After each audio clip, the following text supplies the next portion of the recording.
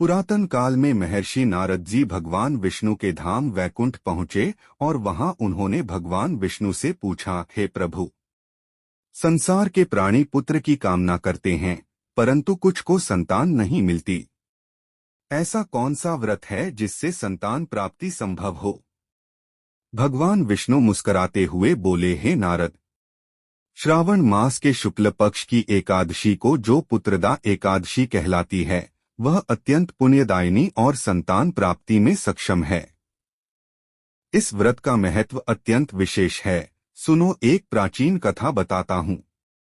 भूतपूर्व काल में महिष्मती नगरी में एक राजा था, महाजित। वह प्रजापालक, धर्मनिष्ठ और यशस्वी राजा था, किंतु उसकी कोई संतान नहीं थी।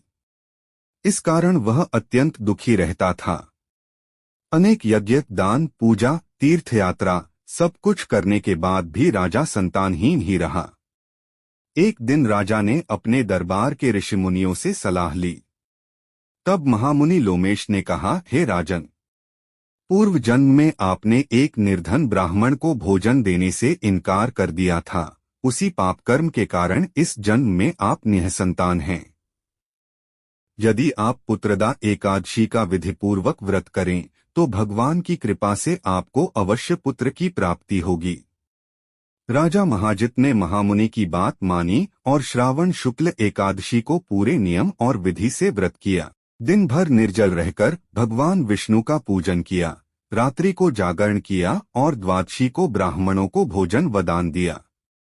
कुछ समय पश्चात रानी गर्भवती हुई और समय आने पर एक तेजस्वी पुत्र को जन्म दिया। संतान सुख प्राप्त कर राजा और रानी अत्यंत प्रसन्न हुए। राज्य में हर्ष की लहर दौड़ पड़ी।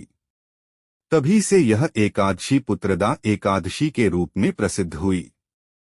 जो भी इस एकादशी का श्रद्धा से व्रत करता है वह न केवल पुत्र सुख पाता है बल्कि उसके सारे पाप नष्ट हो जाते हैं।